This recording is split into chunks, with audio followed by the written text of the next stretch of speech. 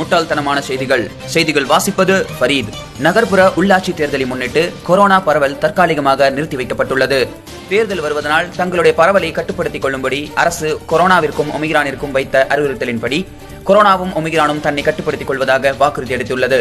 ஆதலால் இனி இரவு நேர ஊரடங்கு மற்றும் ஞாயிற்றுக்கிழமை முழு ஊரடங்கு போன்றவை இனி தேவையில்லை என்றும், மேலும் இந்த ஆண்டிற்கான பள்ளி மற்றும் கல்லூரி கட்டணங்கள் வசூலிக்க வேண்டும் என்ற உயர்ந்த எண்ணத்தை எல்லாம் கருத்தில் கொண்டு பிப்ரவரி 1 முதல் பள்ளி மற்றும் கல்லூரிகள் திறந்து கொள்ளலாம் என்ற அறிவிப்பையும், அது மட்டுமின்றி ஏற்கனவே கொரோனா தான் மதுபான கடைகளுக்கெல்லாம் செல்ல மாட்டேன், வழிபாட்டு தலங்களுக்கு மட்டும்தான் செல்வேன் என்று சொல்லியிருந்த காரணத்தினால் வழிபாட்டு தலங்கள் வார இறுதி நாட்களில் மூடி வைக்கப்பட்டிருந்தன. தற்பொழுது தேர்தல் முடியும் வரை தான் பரவ மாட்டேன் என்று கொரோனா சொல்லியிருக்கும் நிலையில் வழிபாட்டு தலங்களையும் திறந்து கொள்ளலாம் என்று அரசு அறிவிப்பு வெளியிட்டுள்ளது. மீண்டும் கொரோனா, ஒமிக்ரான் போன்ற புது வைரஸ் வகைகள் எப்பொழுது பரவும் என்ற தேதி தேர்தல் முடிந்த பின்னர் அறிவிக்கப்படும். இது போன்ற அற்புதமான செய்திகளை அடிக்கடி தெரிந்து கொள்ள இணைந்திருங்கள் ஃபரீத் டாக்ஸுடன். நன்றி.